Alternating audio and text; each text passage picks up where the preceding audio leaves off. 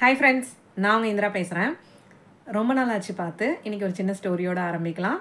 ஒரு கிராமத்தில் ஆறு ஒன்று ஓடிக்கிட்டு இருந்தது. அந்த ஆத்தோரத்தில் ஒரு குரு சிஷ்யர்கள் இருந்தாங்க. அந்த குரு அவரோட சிஷ்யர்களோட பேசிகிட்டு இருந்தப்போ அவருக்கு திடீர்னு ஒரு வேலை வருது. ஒரே ஒரு சிஷ்யரை மட்டும் கூப்பிட்டுட்டு இந்த ஆற்றை கடந்து அந்த இன்னொரு பக்கம் இருக்கிற கிராமத்துக்கு போக வேண்டிய சூழ்நிலை. அவரும் கிளம்பி போயிட்டுருக்காரு. அந்த டைமில் அந்த பக்கம் ஒரு மோர் விற்கிற அம்மா ஐயா ஐயா நான் அந்த பக்கம் போகணும், ஆனால் ஆற்றுல வெள்ளம் ரொம்ப கரைபுரண்டு ஓடுது, என்னோட குழந்தை கை குழந்தை பாலுக்காக அழுகும், அதனால் எனக்கு கொஞ்சம் தயவு செஞ்சு அந்த பக்கம் இறக்கி விட்டுருங்க சாமி அப்படின்னு கேட்டோன்னே சரின்னு சொல்லிட்டு அவரும் தோல் மேலே தூக்கி ஆற்றை கடந்து அந்த பக்கம் இறக்கி விட்டுட்டு சிஷ்யரோட போய்கிட்டு இருக்காரு. சிஷ்யருக்கு ஒரே குழப்பம்.